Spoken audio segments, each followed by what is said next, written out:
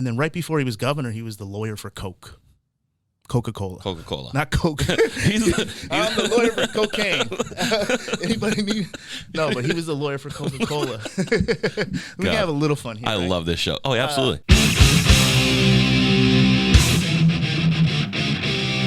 Wake it up, ladies and gentlemen. Welcome to the Marckie P Show. I've got a really awesome guest today. I'm really excited about this one. It's my boy Ryan Mccollum from RMC Strategies. Political, handsome, well-dressed. I'll take it. Potentially the most well-dressed guest I've had. Thank you. Nobody comes here in a suit. Well, I got a meeting after. That's my excuse. Okay, that's the excuse. Talking about I was going to wear the pink hoodie with your face on it. Yeah, that would have been the pink hoodie hits. I love it, but you walk through like a grocery store and girls are like, "Wow, there's two handsome men on one body." It's a bit like wearing the band of the concert you're going to. That's fair. T-shirt, so I had to tone it back. Had to scale it down. Yeah. You call this toning it back by putting on a 3-piece suit? 3-piece? No, it's 2. 2, okay. 3-piece has a vest, dog. I would go. You ever wear a cummerbund? Like in prom. Yeah, back in like '97. You're supposed to wear what they give you though. So cummerbund, if it comes with the tux, you gotta rock it. That's fair. How was your weekend? Great. I got to play a little golf. Got to be with my family. It was good. And then I saw you last night. Yeah. Celebrating with a few clients who got approved for cannabis licenses in Springfield. That's massive. Oh, yeah. That's massive. Dope. Yeah, I mean, the cannabis industry right now is huge. Oh, yeah. It's going to be dope. And 2 local guys that are going to have their own brand. And then we hooked Travis Best up with probably the best brand in the country, maybe the world, with cookies. Okay. So I don't know if you know that dude Burner, who's a hip-hop artist. Yeah.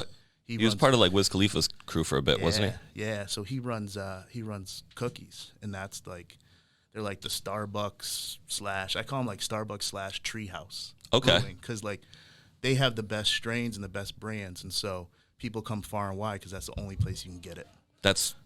You drive people to that product, right? Yeah, it's like 60 miles. They average 60 miles. It's like the Treehouse thing. Yeah, 100%, and that's the only place you can get it. If you build it, they will come. And they have some dope strains. So the leading selling one right now is called Gary Payton. It's Gary Payton strain. That's sick. It's dope. The glove. It's dope. What a nickname for a basketball player. Oh yeah, man. GP was the man. The glove. I mean, him and Sean Kemp. If you were not playing as Gary Payton and Sean Kemp in NBA Jam, you're wrong. What were you doing? I was a Hornets guy too, so I liked. Glenn Robinson? No, I like that Larry Johnson morning. Oh, yeah. Yeah, good call. Yeah. Good call. I played golf this weekend, too. Yeah? How'd you hit him? The best I've ever played. Yeah? The best I've ever played. Where'd you play? St. Anne's. I played with my friend Danielle, Elena, and Juanito, who's here. We did a guy-girl best ball. Okay. And, they were talking a little trash. The girls were? The girls were talking shit, yeah. And Juan and I, right off the rip, hit 2 nukes off the tee. Yep. And everybody they just looked at us and we were like, do you want to switch teams now or do you want to just continue this? Yeah. And we beat the brakes off of them. I was going to say, then you drive like 400 yards forward and then they tee off and like go right next to your ball. Yeah. take some 3 to get to my 1, which is fine. But just know, if you're calling me out, I'm bringing the heat. You're beating girls. I'm bringing the heat. That is a sport, though, that a girl will whoop your ass in. Oh, absolutely. A woman, sorry. Oh, yeah. Try to be careful with my language as I'm a politician here. It's fine. They weren't girls, they were women. They were women. Yeah. What else are you getting to this weekend? Not much, man. Hanging with my daughter, man. So how is that? She's awesome. Congrats too, man. Thank you. So it's our first child. Her name's Esme. And it was a little bit of work to get her, so a lot of couples out there struggle behind the scenes. People don't even know. Right. It's not something that you announce when shit happens. Yeah. And that's why I'm always careful now when, there's a couple and they don't have a kid. I'm not like, why? When are you guys going to have that kid? Like, who knows? They could have just had a tragedy the day before. Yeah. But we were blessed, man. She's awesome. In this kind of COVID world, it's been a silver lining that we're home with her. Right. Like, there's no daycare. We don't have a nanny yet. So we got to really watch her grow the last 18 months. Crazy. Yeah, she's dope. It's crazy. My niece, and she gets shouted out on the show literally every week. She's little over a year old, and it's just watching a child grow is unreal. It's crazy. Like go from like whining to crawling to trying to walk. Yep. Trying to use words. You're like, what is happening? Yeah, and the crazy thing about Esme too was she's 2 months early. Okay. So she was in the NICU for 2 months, man. And this was like November to January. And, it was tough, because she was so little. But so now I can remember when she was in they call it an isolette, but I was always called incubator. Like she was tiny, so now she's running around. Right. It's crazy. What was that like for you in the beginning? Like she comes 2 months early. It was insane, man. It happens and you got to adjust. Right. But it was really, it was the most tough on my wife, because, as much as a father loves their child, there's we didn't carry it. Right. So there's that connection with the mom and a child that you can't kind of put into words. So, I was there to support her almost, so I didn't have to worry about myself. Yeah. But it's ill in the NICU. Like sometimes the machines are going off and she'll stop breathing or stop her heart beating, and they just bring her back because they're not fully right. They're not fully formed. Their lungs aren't developed. fully formed. Yeah, they're not fully developed. But she did well, man. She's a tough little kid. And so it was crazy though, because we were thinking about like how this could go, and then 2 months early, she's like, I think my water broke. Oh man. Yeah. That's got to be a crazy thought, right? Like crazy.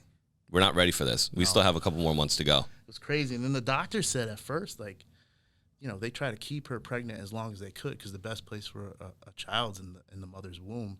And to me, like, I thought once the water broke, that's it. Go time. But no, they try to keep you as pregnant as long as they could. How does that happen? The embryonic fluid kind of, I'm trying to quote me like I'm an MD or something. That's fine. But like it happens, right? Right. But, so I was like, man, I'm probably gonna be here. He was like, maybe 2 months, and I was like, so my wife would be in the hospital, but Esme came the next day, so she wanted out. She did, and then we, driving into Boston was a little surreal because I haven't really been here since, and Esme's middle name is Beacon. My wife and I, our first date was on Beacon Hill. Wow. Yeah, and she was kind of a beacon of light and hope, but so driving in, I'm like, oh man, Beacon Hill, because I was working for the governor at the time when I met my wife, and I didn't really know any nice restaurants except on Beacon Hill. Right. So I was like, let's go on a date. Like, meet me at Beacon Hill. Right. Just it's the thing Oh, yeah. So we went to Scully Square, which I don't even think is there anymore. I don't know. Yeah, so it was dope. That's awesome, man. Yeah. Like, what was that feeling like, though? Like, becoming a dad? Yeah, it's crazy. Was it the greatest moment of your life, or was it scary? Because a lot of people have different thoughts on, yeah, and when they become a new parent. It's hard to articulate, and I think the best way I can articulate it is, it's a new kind of love, right? That you've never felt before. Okay, right? So like you love your family, you love your brothers, you love your mom and your dad. I love chicken wings. Yep, you love chicken wings. There's like a romantic love, that we all feel. But now with that, when you have a child, there's a whole new kind of love that's kind of indescribable. And I don't want to be too cheesy, but that's what it's like. So you've learned how to love and different types of love up to when I was like 41 years old. Right. And now all of a sudden at 41, I'm introduced to this new way to love something. Right. It's kind of ill. It's crazy. Was having children like later in life? I mean, you're a young guy, but 40 is later to have children. Absolutely. Like, was the thought process there? Okay, the time is now. I mean, what you've done your whole career is you're a busy guy. Yeah. You're a really busy guy. Yep. Was it the right time? It was like, this is the time we're doing it? Yeah, I mean, my wife and I were married for a couple years. I had dated my wife for 8 or 9 years before we got married. You're one of those. Yeah, well, we did long distance for the first. She was in Long Island, and then actually, first when I met her, she was in Rochester.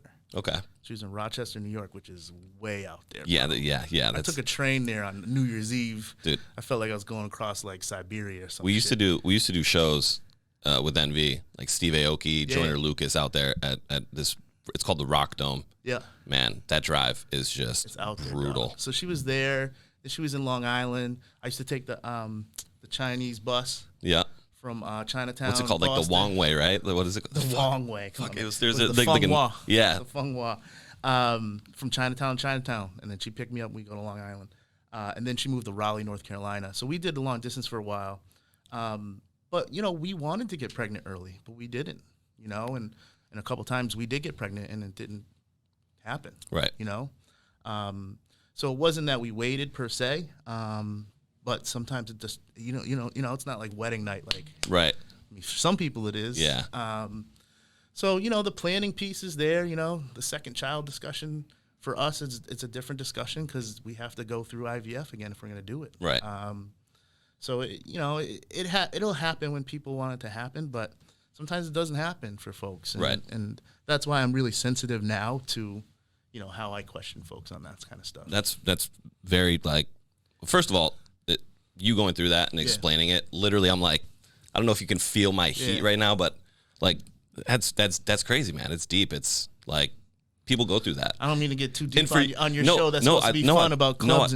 I love it. I love it because, I've had this conversation like, hey, we talk about music and life and politics, but like, having that on this show today is probably going to help some people. No doubt. And I always, like on all my social media, tell any men that are going through this stuff to feel free to hit me up, because we don't talk about it enough. Yeah. Right. And so what a male goes through when it comes to infertility, if it's him or his partner, they don't know, or there's miscarriages, or, it's tough on a man because they don't have the same way to grieve that a woman does per se. Right. So, when the miscarriage happens, for example, they're talking to their moms, they're talking to their sisters or their friends, and they're obviously talking to you, and you're grieving together. But, males aren't the same way. You don't necessarily call your boy up and be like, yeah, that's very true. And it can be traumatic. So sometimes somebody but isn't really close with you, that's somebody almost better to talk to. So that's great advice, man. Yeah. Real great advice. So this over the course of the weekend, Hall of Fame enshrinement. Yeah. You have a really good friend, Travis Best. Yeah. And he was in the NBA. Sure. From Springfield. What's your thoughts on them moving all of what Springfield, Massachusetts is the birthplace of basketball. Yep. And they used to do the Hall of Fame there, the enshrinement. They move it to Mohegan. What is your thought on that? I mean, a lot of people are mad, and I don't think it made a lot of sense. I think there's some contractual things that maybe a lot of people don't know. I don't know the specifics. I know Mohegan has given the Hall of Fame some dough in the past, and they're a huge sponsor. So, and I also think COVID might have been a situation they might have taken into account back when they were planning it. Who knew how Massachusetts would be at that point?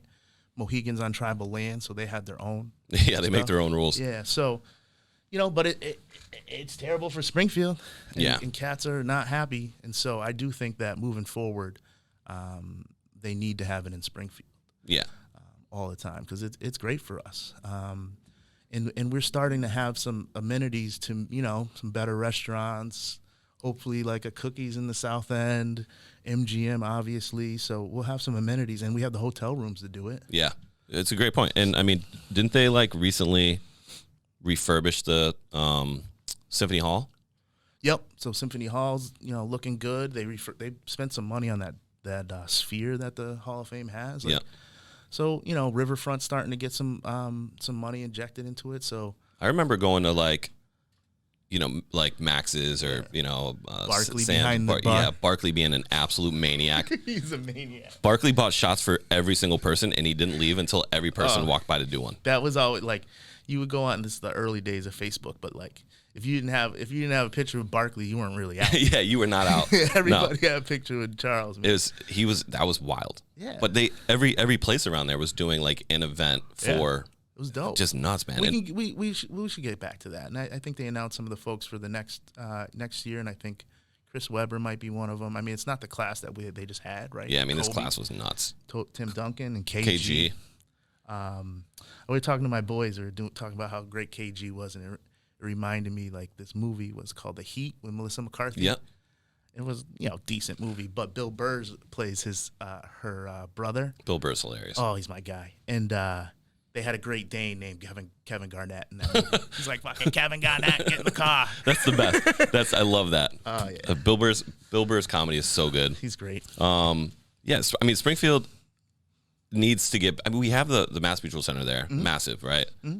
They have the capability of having the enshrinement return. Yeah, I think we all agree, but I don't know what type of contractual stuff is going on with Mohegan and the Hall. Politics. Goddamn politics. We're gonna get into that too. Yeah. But before we get into that, Drake is Artist of the Decade. You're a big music guy. Yeah. You are just all over it. I love music. What's your thought on Drake being Artist of the Decade? I'm all right with it. I mean, Drake's talented, man. I'm not one of those guys who hates on Drake. He's got some bangers that are Yeah. but One Dance is a vibe. Oh yeah, he's got some bangers that even like my mom will like bob her head to. You know, that's when it's like, you know, that's how you know when the parents are locked in. You're like, okay, this guy he's doing all right. And his stuff's pretty tight. Even the stuff that's not great, it's like you can tell he's working at his craft. Right. You think he's more deserving than Justin Timberlake? I mean, I love JT. I don't know what rules. What the criteria? Yeah, like for me, I mean, it seems like Taylor Swift probably be. Yeah. I mean, I'm not the world's biggest Taylor Swift fan, but based on like her catalog, I don't like Taylor Swift actually. I've tried to like listen to it, and like she has a song with Bon Iver that I was like, I'm a Bon Iver guy. Like he's dope to me. Like I like some like different shit. Right? Yeah. Like Francis and the Lights that's my artist of the decade. I don't know who that is. Dope. Why don't you check him out? I'll have to get in there. He's like Drake's. He's like Drake's muse. At some point, he said this guy's my muse. And then Chance the Rapper is really big into him. Yeah, Chance the Rapper is awesome. I have it's called Donnie Trumpet and the Social Experiment. Mm-hmm. That's a Chance the Rapper's secret album. Yeah, nobody knows that. I do. I mean, you do. Yeah, I mean, you're a big music guy, but Chance is dope. I saw, and then that dude Francis is also big with Kanye. Kanye's a genius. I don't care what anybody says. I love Kanye. Absolute genius. I mean, out of his mind. I love him. That's what what makes a lot of geniuses and talented people are insane. Yeah, he's a maniac. You ever think about yourself and be like, "Wow, I'm really good at this. Maybe I'm a psychopath." I might be, but yeah, I saw Jay-Z, Kanye down the street at the Garden. That was good. But Jay-Z, Justin Timberlake at Fenway, dude. I saw that show. I missed it. Dope. I missed it. I'll never. Thank you for bringing that up. So now I'm just gonna go fucking sprint through a wall. You're like pre-gaming on a roof in Southie, and then like Uber, or it must have been the T at the time. That's T over to Fenway. You saying pre-gaming in Southie just gave me a hangover. Yeah. Like, I have a hangover now, violently. That's where I lived when I was back here. And so it's obviously changed a little bit since then, but it was still pretty dope back then. Yeah, it's fire. Yeah. Let's hop into. I have 1 million questions. I already said this to you that I had to cut down. That's fine. This should be like a 9-part episode that they're going to put on Netflix. Yeah, that'd be dope. Yeah. First, let's start. Like, how did you get into politics? Yeah. And the role that you have now. Sure. So, my old man, Vietnam vet, high school of commerce dropout, got back into Springfield after serving his country and worked in nonprofits, and then he ran for school committee. And so I was like that young politicians, local elected officials kid who's like holding signs, vote for my dad, all that stuff. Right. And then I was always been a history buff, right? So like America and how it's formed and how our democracy is always something that's been interesting to me. So I was a poli-sci major at Marist College. Shout out Red Foxes. There you go. Played a little football there. I like to say like 40 pounds ago. So people are like, you played college football? I'm like, yeah, I played college football. It was like decent, 1AA. Like, really? What'd you play? Like fullback? I'm like, oh man. I was playing corner and I returned punts. Like I was like, but now you're playing fullback. Yeah, dude, I'm like a nose tackle right now. So anyway, as he fixes himself, looks at the camera. So, but that was a great school for political science. They have one of the leading public opinion institutes, so a polling place. And then I got out of Marist. I was like, I got to find a gig, and so I wound up working for a dude running statewide for treasurer, and then I worked on like 4 or 5 different campaigns. Like, how old were you then? 22. 22. 23. Making jack shit money, working crazy hours.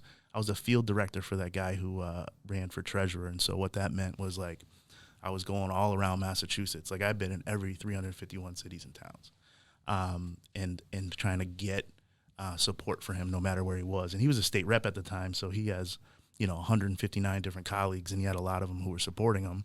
But it meant like, hey, Ryan, go out to Williamstown and see Rep so-and-so because they're doing like a pizza party that we have to be at. Right. So I was young, not getting paid much. I lived in Brighton, like everybody. Like everyone. That's where you start. Yep. And then I ran a campaign in Cambridge, which was interesting for city council. They do proportional representation, which is kind of cool. They do it in New Zealand where there's 9 people who are running for city council. You actually number them.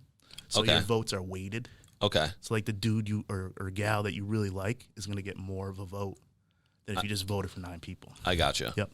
because it's Cambridge. Like they call it the People's Republic of Cambridge. They got to do everything that way. And then I worked on a presidential. It was Howard Dean, who was the governor of Vermont. So that was 2002. Everybody around here was John Kerry people. Yeah. And Howard Dean it was a great campaign to work on because he was like the real first candidate that started using the internet. Really? Yeah, that's how old I am. That's crazy. That's crazy. So they had these things called meetups, like meetup.com, where people would go and they would like schedule a meetup. That's literally what it was. It was like earth shattering. You could go to a website and schedule a meetup. That's wild. So that was good. And then that's the campaign side of politics. And that's a lot of running around, not a lot of money. And so what I did after that is I worked at the State House for 3 different senators. So they're already elected. And I was a legislative director, so I was writing laws and trying to get them passed. Okay. For 3 different senators. Then I went back to Springfield and worked for the Mayor Ryan, before Mayor Sarno. Yep. And I worked in the economic development department. So that was like helping business, like the stuff we're talking about, right? Right. Like I'm sure there was conversations, with John DeLeva at the Hall of Fame in the economic development department in Springfield, being like, "Yo, what's going?" You know what I mean? Right.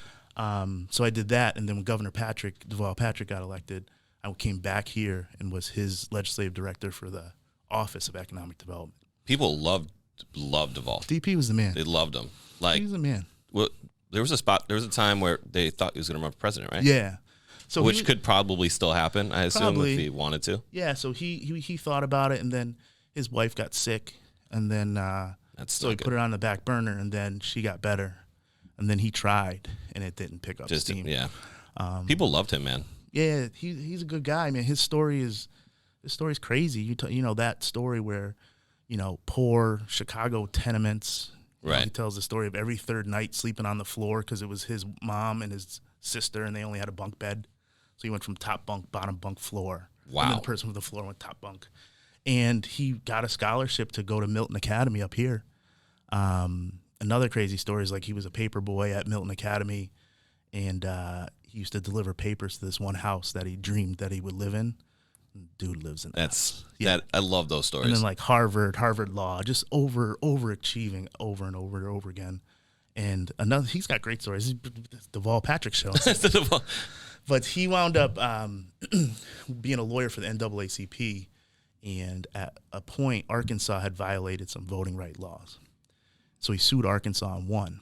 And he sued the state of Arkansas. Yeah, NAACP and like ACLU, and they sue states all the time like that. That just sounds kind of like if you were just a normal person and you say, "I'm going to sue the state," somebody's going to be like, "Yeah, right." Yeah, no, but it was right. It was his job. Well, states and cities and towns and counties, they get sued all the time for different things. A lot of it gets thrown out, but they were doing something I don't think they meant to, but it was violating, the spirit of the Voters' Rights Act, and so he won, and then. That governor was Bill Clinton. And so when Bill Clinton became president, he was like, I need that guy. That's cool. So he became the assistant attorney general under Bill Clinton.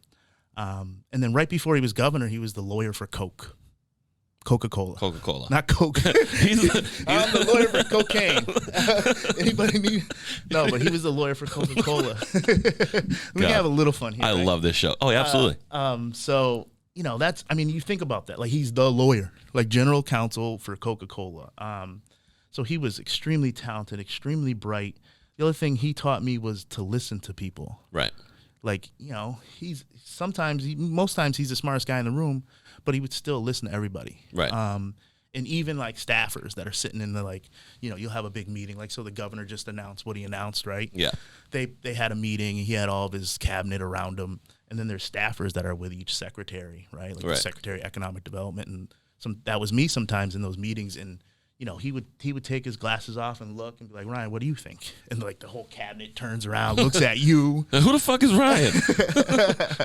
But so I taught him to listen to everybody, right? Because everybody's coming from a certain perspective that's valuable, even if they're sometimes wrong or don't necessarily get it all. You got to understand that if that person's wrong and doesn't understand it all, then maybe you're not, articulating it properly, right? Yeah. So he taught me that. So after that, I started RMC Strategies. And so what I do is I do a couple of different things. But first it was on campaign stuff. So I help people get elected and stay elected. It's kind of obviously a niche thing. And I did it at levels where there wasn't consultants doing it. Like, so Right. those high level campaigns. Yeah. But I was doing like state rep races and city council races, et cetera. And I worked hand in hand with a marketing company. I still do. So I'm able to be like one-stop shop. So if like you wanted to run for office, I would do your politics and the campaign, machinations, and then Get Set Marketing, who I work for, would do like your logo, your lawn signs, your Right. social media, all that stuff. So people could just stop one place. So doing that's been great. I kind of don't do that as much anymore. I'll do bigger campaigns now, like I did Joe Kennedy stuff. But I do a lot more lobbying. Yeah. My brain, Yeah. like I said, is just fucking. I'm so dialed in with politics, especially nowadays. Working on a campaign, what goes into it? Like the behind the scenes stuff that people don't know, stuff that people don't see, stuff that you think that people should know about. A lot of stuff. I think one thing that people should know before you get into kind of like the cool kind of intricate stuff is that there's people behind it, right? And so, everybody kind of jokes and says it like offhanded about how dirty politics are and et cetera, and campaigns can get dirty. But there's real people behind things. And so sometimes when you have to make a decision about running a tough mailer or a tough ad, you gotta take into account, like, I gotta sleep at night, right? And sometimes I've been on the other side where people are getting like dirty politics, right? And so a candidate's husband or a candidate's wife or their kids are like upset, Right. So I think people have to understand that there's people behind these politicians and people that care about them. But it's a lot of work, man. It's sometimes I almost equate it to like you're creating a little business, right? And so you're creating a little business. You got a brand, you got messaging, you got advertising. You got to raise capital and spend it properly. And that one day, election day, is the day that everybody either buys you or not. Right. The culmination of what you've done. Yeah, and you're head to head with some other product. Right. Right. And so, you're trying to beat that product. So it's very much like running a business. And now it's changing all the time too, right? So, So now that one day when everybody's buying the product has been lengthened with vote by mail. Right. And so it changes everything up where like, all right, now 70% of people already voted. It's not even election day. Right. So like, when do we drop those mailers? When do we do the commercials? How do we get to these folks? Right. Because it was kind of easier before. You're like, all right, we got a mailer that's going to drop the weekend before Tuesday. We know people are going to see it. We got commercials that are going here. We got, some social media hits that are going to happen. But now it's like, so now you're selling product for the whole time. So, it's great. It's fun. The behind the scenes stuff is like, there's a lot of reactions to stuff, especially Twitter now and those larger campaigns. Dude, Twitter is the place for it's insane. Politics. It's insane. And it's like, that last campaign, that Kennedy Marckie campaign, the Marckie folks really spent a lot of time with Twitter and with the younger folks on Twitter and the progressives and all that jazz. And they put him in a pair of Jordans. Yeah, those old school ones to try to make him look cool. Yeah. I mean, I ain't gonna say anything bad about Ed Markey. He's a wonderful senator. But I was a Joe guy, and so we, a lot of times you're reacting to Twitter, and then you like look up and you're like, we just spent half the day talking about some dude who's probably in his basement. Yeah. Like just saying shit Joe. posting. Yeah. Right. Like, Joe got jammed up on stuff that's not him, right? Like he was part of a fraternity that started in the South and had like racist roots. But like the fraternity wasn't racist. He joined it with Jason Collins, who's, the basketball player from Stanford. Yep. But like, you still have to explain it. You still got to apologize. That's got to just be mentally draining. For not just for you, but like the person running, right? Like you have to have the thickest skin in the world. Yeah, and to some people run don't. for politics. And some people don't, and so it impacts them. That's back to what I first said. And so a lot of times people are like, when you running? I'm like, I'm never running. Yeah. I mean, maybe I'll run if I'm like independently wealthy and I really don't give a care, right? But and it's not like, oh, I got all these skeletons in my closet or anything. It's just like the stress on the campaign is just insane. And then the stress of being an elected official, especially nowadays with social media and everything so polarized, there's people who are going to hate you that don't even know you. Right. They hate you because you just think differently than them about wearing a mask. Right. Right. And so it's gotten kind of crazy over the last 4 years. It's always been tough, but the last 4 years, 6 years been kind of crazy. Yeah, and it also over the course of the last year, when the only thing you can do is watch the news and go on social media, it's very easy to become the guy who sits on the couch and just uses his thumbs. 100%. And, you know? And I think what happened over the last year is that politics started impacting people's lives like never before. Yeah, I've made this statement before, right? Like, you pay attention to politics. I think everybody at some point in their life, tunes in. The elections. You see, the speeches, but you never really understand how politics works and how policies work. And then you have a year like this where the only thing you can do is watch what the government's doing. Yeah, and especially for somebody like you whose livelihood is directly impacted on those decisions, right? And so a lot of times for a while, a lot of people had the privilege of not having to worry about it. Right. Right? Because politics wasn't impacting their lives. But, when I worked for that first state senator, when we passed gay marriage, gay folks in the LGBT. Good for you. Yeah, I mean, that was Thanks on behalf of my mom. That's great. And so, but for them, they were following it every day. Right. And so when an issue is impacting you, it's all you can see. Right. And so I think that what happened was with the pandemic, it was impacting everybody. Right. So now everybody was paying attention. Yeah. And everybody was picking sides. Literally you could not go on social media. You could not walk down the street. Literally anywhere you went, it was just in your face. Yeah. And the other tough part about working in politics is that, and kind of like playing football in college, is that politics and football are two things that people think they know about, but they really don't know anything about. Right. Like I can sit here in a straight face and like NFL stuff. Like I played college football at high level, but like the stuff that they're doing, I can't sit here and say like, oh, he made a bad choice. Right. Like Bill Belichick knows what he's doing. Right. But you'll see somebody criticizing it who never put a helmet on. Right. Same thing in politics. Right. So like, especially if you've been only fed one side, there's people who try to like, no, not that I still don't know much about politics, right? Even though I do it for a living, there's guys and gals that would do circles around me. But I know more than the average person on Facebook. Right. Right? And so there's people who try to tell me stuff about politics. I'm like, your whole your foundation is wrong. It's not that you're, nothing against you. Your thought isn't incorrect, but your foundation is wrong. Yeah, because everybody's thoughts are their thoughts. But like, if you come into a subject and you start talking about it, you got to at least have to have the foundational facts about it. And so politics is one of those things where people think they know a lot about, and they think they know a lot about it because they've been watching one side or the other. Right. Usually. Only. Yeah. Right. And it's tough, and it everybody talks about both sides, yada yada yada, and it happens on both sides.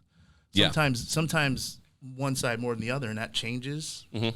But yeah, I mean, people can get brainwashed a bit, for lack of better words. Legitimately. Yeah. It's crazy.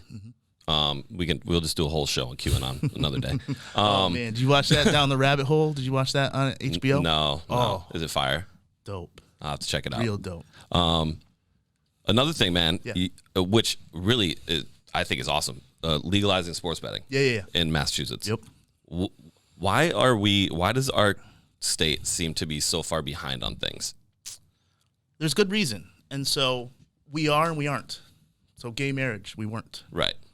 So usually when it's happy hour, we're so far behind. We need fucking happy hour. Well, I got a story about happy hour. But so here's why we are behind on certain things. The legislative body traditionally in Massachusetts is a very deliberative body. Okay. Meaning when they're going to do something, they make sure they cross their T's and dot their I's as much as they can. There's other states that are like kind of let's just do it. More reactive. And we can figure it out later. Right. Shoot first, ask questions last. Yeah. And so like in the gambling side, and you also got to remember, as much as liberal and as progressive as Massachusetts is, there's still like a lace curtain piece to it, a puritanical piece where they have those blue laws. And so things like gambling and drinking, there's still dry towns in Massachusetts. Yeah, that still baffles me. Right? So because that's the roots of Massachusetts. And so casinos, we seemed a little bit behind, and now sports betting we seem behind, but it's because they're trying to get it right. Okay. And they don't want to rush it. There was an attempt to kind of get it done last session, meaning the end of last year, and the Senate wasn't ready to do it. And so it's what I've been working on most. Yeah. And my client is they're pushing for retailers to have it, right? So most bills are just allowing like DraftKings, FanDuel, the apps, and then in-person betting at the 2 casinos or 3. Yeah. My client's like, why can't you bet at Nathan Bill's? Right. Which you should be able to. Yeah. I mean, it's basically Keno, right? Like. Yeah. I mean, why should I be able to bet on random numbers coming up, but not on the Celtics?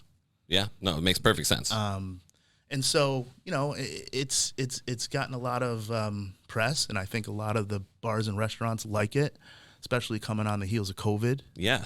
Trying to get some revenue back, man. Yeah, and especially the folks in the Springfield area, right? So if I'm not somebody who wants to download an app on my phone connected to my bank account because I might know my own habits, or I'm not technically savvy, or I just don't like my bank account out there and I don't want to do a DraftKings, my only other option is to go to MGM. Right. So now I'm leaving Nathan Bill's to go to MGM to sit in the sports book and bet on the Celtics. Right. And instead of being at that local bar. Yeah, right. And then the other piece, if I don't want to go to MGM, I can go to Connecticut where they'll have it at bars. Right. Or I could just continue to bet illegally. Right. Right? Like, right. So we don't condone illegal betting. Yeah, but like, come on. I mean, and so why not allow more places to have safe, legal access to sports betting? Agreed. And let them at least compete a little bit, because Massachusetts has that happy hour law, but they don't have the happy hour law? In Connecticut? No, in the casinos. Oh, really? Yeah, so you can get drink for free in a casino. Oh, yeah, you do get to drink for free in the casino. If you're playing, yeah, you're drinking for free. Yeah, and they pour longer, too. And so they can pour to like 3 because there's an exemption. That's wild. So they're exempted from the happy hour law. So if you're running a bar or restaurant, you can't control your own prices on drinks. You can't offer the games that they offer. Right. And now you're saying I can't offer sports betting either. Right. So, in the casinos, to their credit, they haven't been against us, but they just said, speed to market's very important, and so don't let them slow us down. Right. Like figuring out where you can do this, what bars and restaurants, all the regulations. You guys do that, but we can go tomorrow. Right. So like DraftKings, MGM, they're Just ready. fire it up. They're ready to roll. Yeah. Oh, absolutely. Our folks, it would take a while, which is fine. Like if we're gonna come online a year later, fine. Cool. Yeah. At least you got there. At least you got to the finish line. Absolutely. And now we're going to take a quick break with some words from our sponsor. Manscaped. Use these beautiful products. Fuck me. You can cut the first one out, right? You can cut the first one to... All right. Big Night Media and the Marckie P Show is sponsored by Manscaped. Use code Big Night. You get 20% off and free shipping. The state is open. And your legs will probably be open soon. Trim it up. Get rid of it. All of it. No more bush. No more pubes. Make your ball area and your sack area gorgeous. And if you're a young lady, make the lady bits gorgeous. I don't know. But I love this product. 3.0. It's got the light. It's waterproof. It doesn't nick your skin. Use code BIGNIGHT. Get 20% off and free shipping. Now back to the show. And you're doing the cannabis stuff. Yeah. That's massive right now too. Yeah, it's great. And so the fact that we went from having weed be the world's most dangerous snack drug, to now they're like, oh yeah, you can just hop in your car if you own a business, you can just deliver it to someone's house. Yeah. Like you're now you're just a drug dealer. Like it's crazy to me. But it's dope. So that's another place where like Massachusetts wasn't that far behind. No, right? that's fair. So like we have adult use marijuana and Connecticut doesn't, New York doesn't. Like, so sometimes it just seems that way because it's the thing you're worried about. Exactly. Right. Like that's we're very opening true. later than everybody else. Right. But for you, it's like that's a couple paychecks. That's paychecks, right? Yeah. But I think Governor Baker wants to be again deliberative, and they err on the side of caution. But yeah, it's huge in Springfield. So they announced 6, 3 of which I work with in some form or fashion, and it's going to be great for Springfield. Lots of revenue, man. When they did that in Colorado, I think they were the first people to legalize. Yeah. They had so much money Yeah. that they were like, oh, we'll just fix this road and fix this. Well, the school, let's just rebuild it. Let's build another school. Yeah, I mean, just doing crazy things. We try to like temper the expectations, but yeah, there's some dough there, man. And the city, the way Massachusetts has it is the city can they pop on like a 3%, an additional 3% too tax, so they just goes right to the city, not just to the state. And so, will they take that money and fix our roads? You can say well, no. it depends, right? You can say no. I mean, Springfield's got some issues politically that, it's Springfield, and so I don't think the mayor's done a terrible job at all. But there's just like this, headbutting, which is the natural thing of politics, right? And democracy is that sausage making and that balance, right? And so I always say, I think it was Churchill actually who's English, but democracy is the worst form of government besides every other form of government. Wow, Right? that's a quote. Yeah, That's a quote. It's not me. It was Winston Churchill. We're actually gonna make it yours. We're gonna find a way to let you own that quote. But it's true because it's just it's messy and it's sloppy, and it's especially when you get on a local level, and there's feelings involved and grudges, and when it comes back to it, all the way back to it, it's about serving your citizens. Right. And that's what good politicians do, is they bring it back. They don't take anything personal. What's best for the people of the city of Springfield? What's best for the people of the Commonwealth of Massachusetts? Right. That's the way they should be looking at it. And then sometimes what they think is best isn't what Senator so-and-so thinks is best. And then that's where you have the debate, and you can kind of hopefully, come up with what's the best, right? Like some people are like, oh, compromise. Sometimes a compromise is not good, right? Like Right. one person actually has the better idea, and hopefully they win out. Right. As right? opposed to just Like, oh, they don't compromise enough in politics anymore. It's like, well, sometimes compromise, isn't what you need. You need what's best, right. right? So, and both sides think they have the best, and usually is more than two sides. Yeah, that's true. Yeah, like 20 sides, 20 sides. Yeah, and, but the and weed then stuff's QAnon. been fun. Yeah, Yeah. So like, what exactly does that look like for you? yeah. So, what I do I'm like a lobbyist / advocate for those folks. So let's just take cookies, right? So they had a spot. They got a dope spot in the South End, right at the foot of the Hollywood section of Springfield. Which, for people who don't know, Hollywood is a very, very tough part of Springfield. So hopefully, it can transform that area. So they had a spot, and they're like, their lawyer. They're actually down the street, Vincenti Sederberg, the cannabis law firm throughout the country. That's all they do. Cannabis. That's law. it. Yep. They're probably raking in some stacks. No comment. So their lawyer was like, "You gonna be in Springfield? You gotta call Ryan because we work together on other stuff." So the dude calls me. He's like, "All right, they say we need you." Like, so then I sent him a little proposal, and so my goal is to get them a license. And so, I have the relationships that I've worked to cultivate over the years to kind of capitalize on them. I see what you did there. Yeah. Cultivate. Yeah. Um, And so, it's like, all right, we got to talk to the South End Community Center. We got to talk to the mayor's chief of staff. We got to talk to the South End Business Association. Like, start making these partnerships. So in that proposal, particularly, we brought in Travis Best, right? Because Travis has a great name in the city. former Central High School basketball superstar. Yeah. Goes to the NBA. Yeah. Great guy. Yeah. We saw him last night. Still a He's local guy. Sweet dude. Yeah, and so we brought in Travis. We did a deal with Valley Venture Mentors, which is a local venture capitalist fund and program that helps out entrepreneurs. And we partnered them with the Association of Black Businesses and Professionals to do entrepreneurship program at our spot to help Black and brown people get into the cannabis business, right? Because that's a big thing, right? Like dudes were getting locked up for weed. Right. And now they're still locked up, and now all these people making money off of it. Right. And so Massachusetts, again, was very deliberate about making sure that the folks who were disproportionately impacted on the war on drugs can actually be part of this, right? And so you get extra points when you're helping people who come from zip codes, and they have the stats, right? Like there's more drug arrests here in Hollywood than there is in Longmeadow. Right. But we all know there's just as much drugs in Longmeadow, where I live, as there is in Hollywood. Right. But they don't have cops in school, right? So now if you got a cop in a school and there's a dime bag, he's getting arrested.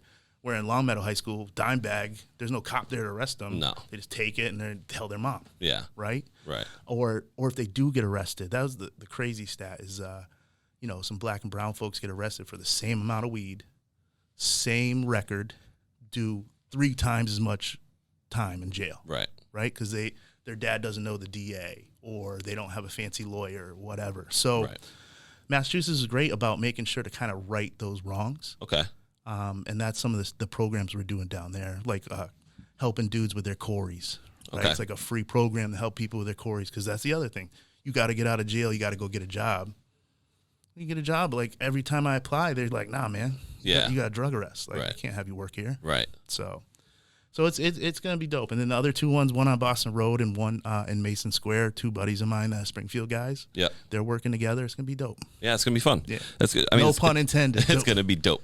We're just throwing puns around here the whole time. I'm a big pun guy. Big pun. Oh. And you just went for it. Big pun. Yeah, big pun's good too. R.I.P. Rip Terror Squad.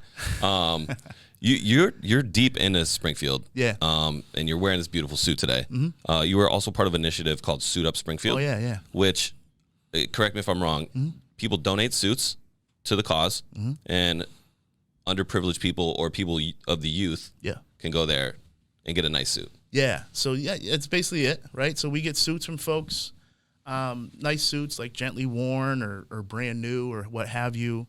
I become like a repository or a depository. I don't know which word is right. I'm sure somebody will correct me who's watching this. Yeah, somebody in the comment section is going to be like, this guy. But like Longmeadow, like wives, like when they clean out their husband's closet are like, Ryan, I got stuff to drop off. So they just want to get it the hell out of the house, right? So you're the Goodwill. So like, yeah, we'll take all that Vineyard Vine stuff and Right. Brooks Brothers stuff that she doesn't wear anymore.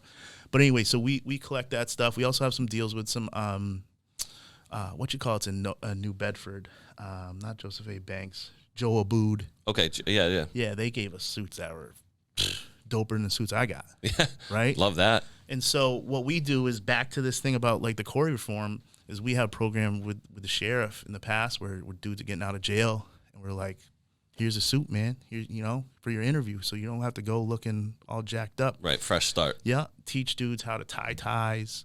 Also the soft skills. We try to do more soft skills stuff. So like, what's your resume look like? How are you speaking with people? Do you look them in the eyes? Like that kind of stuff can get you a job or not get you a job. Right. And then with the youth, it's the same thing. Going into high schools, handing out ties, teach them how to tie to tie. Right. Life skills that people don't realize that they need. Absolutely. And but some of the most gratifying stuff is like having a couple kids come in, like kind of hardcore kids, and then put a suit on and look at themselves in the mirror. Yeah. And like kind of hide that smile. Those kind of dudes like, like they want to smile at themselves and then suddenly it breaks out and they're just smiling like, yo, I'm kind of chilling, yo. I'm kind of chilling. Kind of fire. I'm like, yeah, you are chilling, man. That's how you rock a suit. Like, and you got to tell dudes like, no, those pants are too, like right. It's a suit, right? These aren't jeans. It's not a hoodie. Like it's got to fit you. It feels tight. I know it feels tight. Right. But you also look tight. Yeah. So Suit Up Springfield's dope. We're actually moving. We're moving from Worthington Street down to across Mass Mutual Center. Okay. So Central on State location. Street. Yeah. So we're excited about that move. I'll be all over social media asking people for dough to help with that. But that's one of the things. I'm on like 8 or 9 boards. I was thinking on the way up here, like I do a ton of philanthropic stuff, right? Yeah. A ton of charitable stuff. Raising money. Yeah, raising money, but also sitting on boards and just adding a different perspective that's not usually on those boards, right? Those boards are overwhelmingly white, overwhelmingly older, overwhelmingly from suburbs. Right. And a lot of them are serving people in Springfield. Right. Right. And so they, my voice is of value to them, but we also have to get more voices like mine and voices not like mine because I've been privileged to be in those circles. Right. So whether it's Square One or Roca, I'm on the Roca board. Do you know about Roca? I read some of it on your, I think in your on your website. What they do, and then a little plug in that will change. But when dudes get out of jail again, they knock on the door and like, yo, we want you in this program, and they get the door slammed in their face like 5 or 6 times, and it's usually that age group that doesn't have services anymore. So like 22 to like 28. And those are the shooters. Those are the dudes who are getting it in. And so they keep showing up over and over and over again until finally like, okay. What is this? How do I get in? And then they get them little jobs. They help them out. The other thing they do is they help them with their emotions. So a lot of times, some of these guys just don't know how to cope with certain things that happen. Right. They get really angry and they react. Yeah. And now they're in jail. Right. Because they shot dude or you know what I mean? So they actually teach them how to cope when things happen. Right. So that you don't react wrong. So Roka's great. Been on their board. And then I just helped start another nonprofit called 16 Lyrics with 15 of my buddies. That's all into anti-racism. So I'm busy. Man. You were literally a busy guy. I'm busy. I'm not sure how I got you on today, but like, well, you know, I'm also not a modest guy. So if you put me on this fire show with so many great guests, how am I going to say no? No, well, I appreciate that. Yeah. So we've come to the part of the show where we're gonna have a little fun. Yeah. And Hurley's gonna jump in. Nice. Say hello. Yo. There we go. What's up? This is a Susan segment. I saw her last night. Yeah, and she didn't tell you the questions. No, and I didn't tell you the questions. Yeah. Blindsiding everyone. All right. Let's go. You ready? I'm ready, dog. All right. If your birthday was a national holiday, how would people celebrate it? I got a cheesy answer and a funny answer. I love them both. Giving back to others. Okay. Right? And being kind. Those are my cheesy answers, right? It'd be like National Be Kind Day. National Hug Everybody after COVID. Or, you know, the other thing I like to do is day drink. So Yes, we do. Yeah. So I'm like, you know, it'd be day drinking and being kind to everybody. I love that. Yeah. I love that. Outside, nice warm day. Oh, yeah. It'd have to be in the summer. Yeah. Yeah. Yeah, I'm a big adventurer, so I just love being outside, going on hikes, going to the beach, just being active. So I guess that's what my day would be. Like active day. Everyone has to Outdoor recreation day. No Netflix, no nothing like that. You have to be outside all day. Hurley, take a hike. No, mine would be chicken wings and beer. All right. Just locked in. Yeah. Everybody has to order chicken wings and beer. Yeah. Well, I listened to the last episode. Those are on a chicken wing drought, right? Those lemon peppers hit. It wasn't on the menu last night. No, it wasn't. I'm gonna have to fight somebody. Yeah. I'm gonna have to fight somebody. I would have ordered them. I know they're fire. I got the sweet chili instead. Now it's a secret menu item. That's what we're gonna call it. That's like what we're gonna call it. Starbucks. Yeah, where it's like got 13 ingredients. The next one is if you could only watch one TV show for a whole year, what would it be? The Wire. Wire's fire. Yeah. It's Fire. no ifs, ands, or buts. It's not even close. Nothing else is even close. It's, In my book. I got one, but go ahead. Oh, jeez. I can go if you need a second. Yeah, why don't you go first? I mean, and this has come up on the show a ton. Game of Thrones. Yeah. I just love Game of Thrones. It also will take you a full year to watch the whole series. Yeah, I get that. So it's and there's a lot of intricacies that can make that year more exciting than just watching Omar rob dudes all year. Yeah, just nothing like robbery for a whole year. Politics in Game of Thrones is crazy. Yeah, I agreed. My poor wife, when we were watching, sorry, Hurley, I'll let you get to it, but we were watching Game of Thrones, and not to ruin it for anybody, but I think that if you haven't watched it already, you can. Yeah. So that first season, when that first dude is just done, Yeah, she was like, "What the." She's like, the main dude's done, like, fourth episode. And then she thought, she's like, all these dudes look the same. The only person who didn't look the same to her was the queen. That was her girl. Oh, yeah. But otherwise, she's like, I can't follow this. They're all the same. They all have beards and long brown hair. I mean, I feel insulted. No, I love Game of Thrones, but The Wire's better. Yeah, The Wire's fire. Yeah, I guess I'm one of the few that haven't seen Game of Thrones. At least We just ruined it for you, didn't we? Well, no. So I actually. He's like, Everyone dies, Hurley. Well, no. So I mean, I've probably seen like the worst parts of it because I think I saw maybe the first 3 or 4 episodes, and then the full last season. So I definitely didn't get the best. How did you manage to? he's like, fuck it. I'm gonna jump in at the last season. So I was trying to watch it by myself, but it was just like Headaches. way too overwhelming. Like there was just too much for me to watch. Yeah. And then all my college friends had already gotten up to that point, so I watched like a 30-minute YouTube video that's basically just recaps. What a seasons 1 through millennial. 7. What a So, millennial. He's like, I'm definitely- going to watch a 30-minute YouTube on Game of Thrones. Definitely not ideal because I know supposedly their 8th season was arguably their worst. Yeah, I was not a fan. I definitely didn't get the right view of it. But This dude watched a YouTube supercut. Yeah, dog. A tip for Game of Thrones or any show now that I do, and I watch a lot of TV, is I do subtitles for everything. Yeah, I subtitle everything now too. Everything except sports subtitles. Yeah, I do the same. Yeah. I was watching Handmaid's Tale. Yeah. Great show. And great show, but I couldn't take away from the fact that they just whisper the whole time. Oh yeah. It drives me insane.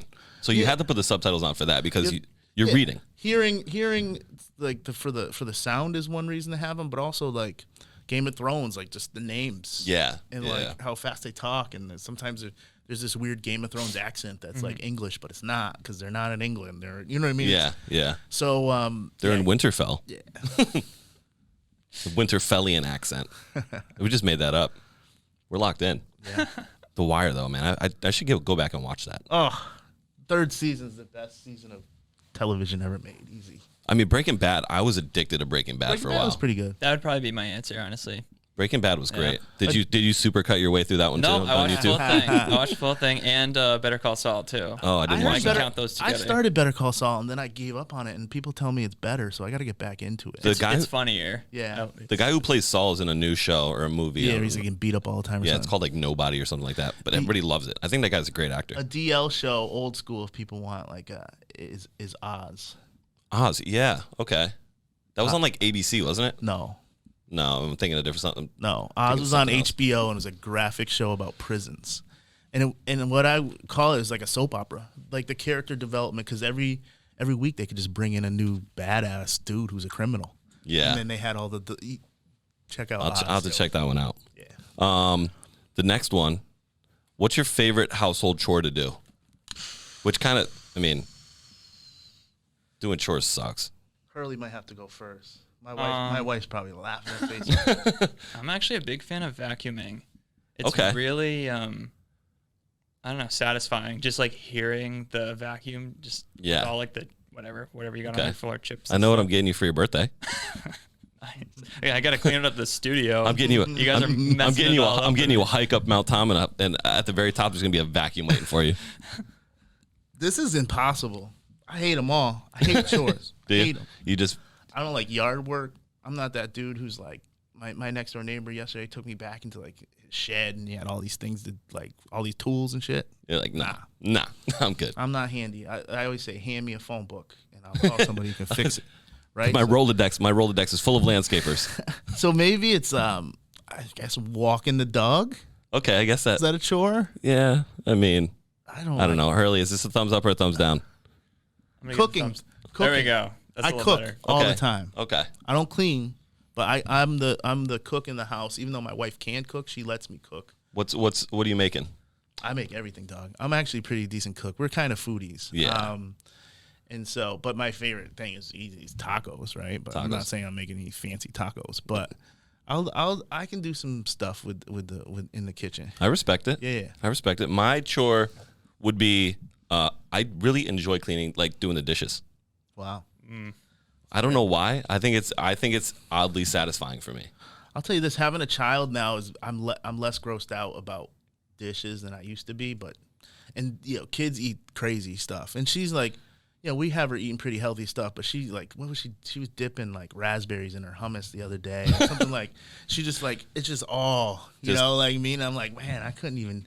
And then she doesn't eat it all, so then it's in the sink, and now I'm just like things that I used to think I was like that's gonna gross me out, like a poopy diaper, doesn't gross me out. It doesn't gross me out anymore. Poopy diapers, they gross me out. They were terrible the first few months, and now it's like Yeah, my brother and my sister-in-law and my parents are like, "Hey, you gonna go change the baby?" I'm like, "Absolutely not. no, I can barely wipe myself. Like, I'm not gonna try to wipe. I'm not gonna try to You got to wipe. talk about your sponsor. Hopefully that helps you out. Manscaped, you're gonna have to, He's just gonna clean it up. They'll just clean it up for you.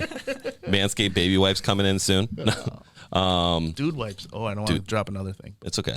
Dude wipes. Dude wipes. Those are a vibe. Those are the bomb. So this is gonna be a marry, fuck, kill. Okay. This one's not so aggressive. No, it's fine. Susan sends me ones that are like actually good. Not like, hey, you gonna bang J-Lo? It's like, okay, yes, I am. Yeah. Like Absolutely. Make you think. Yeah. Smart food popcorn, Cool Ranch Doritos, Cheez-Its.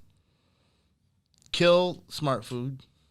Wow. That was quick. Yeah, That was because quick. I like. That was almost too quick. Do you have something against smart food? Nah, just has never been my jam. Okay. And then probably fuck Cool Ranch, marry Cheez-Its. Okay. Yeah. I'm gonna switch mine up a little bit. I'm going to kill Cool Ranch Doritos. Oh wow. Yeah. What? 'Cause- They cut the roof of your mouth? Yeah. Then you have like a whole murder scene going on. You can't do anything for 3 days. Man, Cool Ranch is a great jump off. If she right? had Like, said sweet chili Doritos, the purple bag, Yeah. I was locked in. Cool Ranch is definitely a one night stand. That's a If anybody ever looks at a bag of Doritos from here on out, that's Cool Ranch. They better go. Well, those look like a one night stand. I'm not calling those back. they are. Yeah, so I'm killing Cool Ranch. I'm going to marry the Smart Food popcorn, and I'm going to make sweet love to the Cheez-Its. Are you? Big Cheez-It guy. But what's with the smart food, huh? Yeah, I just like movie theater popcorn. I'm a popcorn guy. I like movie theater popcorn. I don't like smart food. It's that I don't know. That white cheddar threw me off from the beginning. Wow. Yeah, dog. Damn. Go ahead, Hurley. I think I'm doing the same as you, but it would be marrying Cheez-Its, fucking the smart food, and then killing the Doritos. Wow. Doritos got a tough rap here today. Doritos, where are your fat guy vibes? Like, how do you kill Doritos? Right here in this chair. Yeah, but Cheez-Its, dude, you can get like buffalo Cheez-Its, and you get the bold Cheez-Its The now. extra toasted Wait, ones. Extra toasted. Wait. Why do you get to have all extra toasty Cheez-Its are the jam? Well, this is just regular Cheez-Its, which I still think are elite 'cause level. She was specific about Cool Ranch Doritos. Yeah. She didn't say Doritos. These are regular Cheez-Its. I'm still just making love. I'm marrying them, but I'm not getting rid of Cool Ranch. I respect it. Yeah. I used to dip my nacho cheese Doritos in nacho cheese sauce at Central. See, that's fat boy. That was big fat boy vibe. Fat boy, like Yeah. you eat like a fat boy, right? I had my cholesterol when I was 15 was through the roof. I was just drinking cheese sauce. Like, what's Mark doing over there? Why does he have a beard at 15, and why is there cheese dripping from Those it? Springfield Public School nacho cheese, the jam. Oh, so good. I keep saying everything's a jam. I got to do a different one. Fire. The Chronic. Last night I kept saying, "What's the vibe?" What's the vibe? I was drunk and I just kept saying, "What's the vibe?" Last one. Uh-oh. What's something about adulthood? Whoa, let me use my words. What's something about adulthood that nobody taught you as a child? Ooh. That's a deep one. She went deep for that one. Yeah. And I want a good answer. I might have to just do the Hurley lifeline. is what I think. Oh boy. The Hurley helpline is a thing. Yeah. Do you know? I mean, I feel like so many people say that they wish they knew how to like do taxes and stuff. It's tax day. School. It is actually today's. That tax is I still today. don't know how to do it because that's why I have an account. That's what, So I guess that's the easy answer there. okay. It's like, knowing how to like fill out forms and knowing all that stuff. But obviously, like if I learned that in school, I probably wouldn't pay attention. Yeah, So. yeah. They probably did it, and you just opted to not listen. You were like, nah, I'm good with this one. I'll figure it out. It's adulthood that And now you're on H&R Block spending all your money. He's at that Liberty. Got the Liberty, that Liberty dude Mutual spinning just the spinning signs. signs dressed like a Oh, fucking yeah. Statue of Maybe we Liberty. should do Wait, that. it's not Liberty Mutual. Liberty No, Mutual is a that's- real company. Maybe Yeah, there'll be Liberty some- Tax Service. Maybe there'll be some courses on trading crypto. Oh, That dude.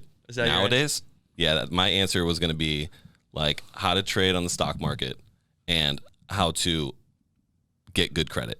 when you were a kid, you didn't think about like, oh, when I become an adult, I'm gonna have to have stocks and shit. No. I was just like, where are the girls? I'm trying to think. Like, I want money and I want girls and I want beer. That's what I was thinking. Yeah.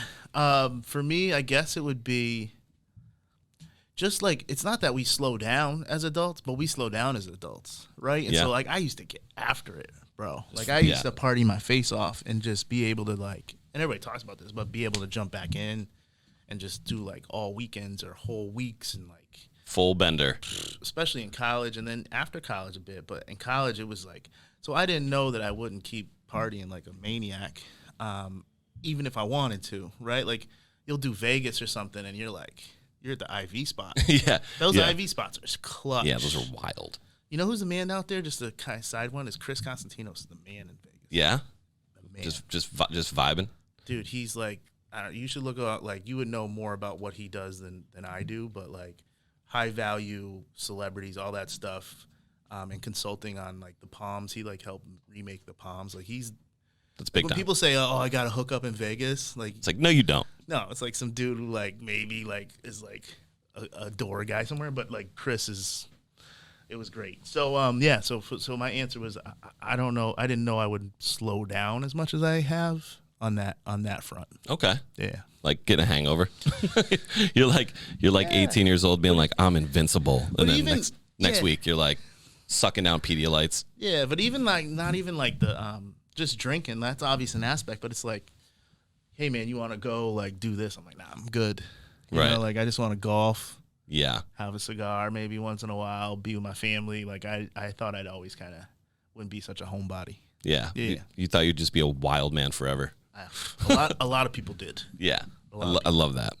But yeah, man. So that's going to conclude the Susan segment. Oh man. Yeah. Thanks for being here, dude. No, it was my pleasure. You got Thank anything, you so much for having me, man. Absolutely. And as I was saying off air before, it's been a pleasure watching you get good at shit. Thanks, right? man. So, and that's one of the reasons I do this, like people, any kind of opportunity, because the only way to get better at this is to do it. Right. And just like anything else, the only way to get better at something is to do it. And there's no shortcut. So Very true. I give you mad props for like grabbing a bull by the horns and be like, fuck yeah, I'm gonna do a podcast. Yeah. It's gonna be dope. It's been a wild But ride, man. You've gotten better, as you should over the I over the. really episode. appreciate that. But thank you, man. And we gotta chill more. Absolutely. Now We'll that hit the links life together. Opens up. Yeah. I got a gift for you, actually. I'm not a girl. I'll give it to you off the air, but yeah. Plug your stuff, man. Plug your stuff. Your Instagram, all your stuff. So my Instagram's where they can find you. Yeah, my Instagram's at RMC Strategies. And then you know the few things that I do. My Facebook page is crazy. But Yeah, I it's have, crazy land. But I have 5,000 friends, so I can't even have more people. Right. So, and then on Instagram, I'm not really talking about politics or anything, but so you can follow me it's Ryan Mccollum. You can follow me on Facebook because that doesn't go to my friend's stuff. And I do have an RMC Strategies page, but it doesn't have the same population. So. Right. And then like Suit Up Springfield, you can Google that. 16lyrics.org is that other group that I just started with some buddies. Roca, Square One, all these different groups that I'm doing stuff with are important. And then I have a website, rmc-strategies.com. Perfect. Love that, man. Well, thanks again. Yeah, thank you, man. Like, subscribe, find me on all the things. Always you, porn. Till next week. Peace.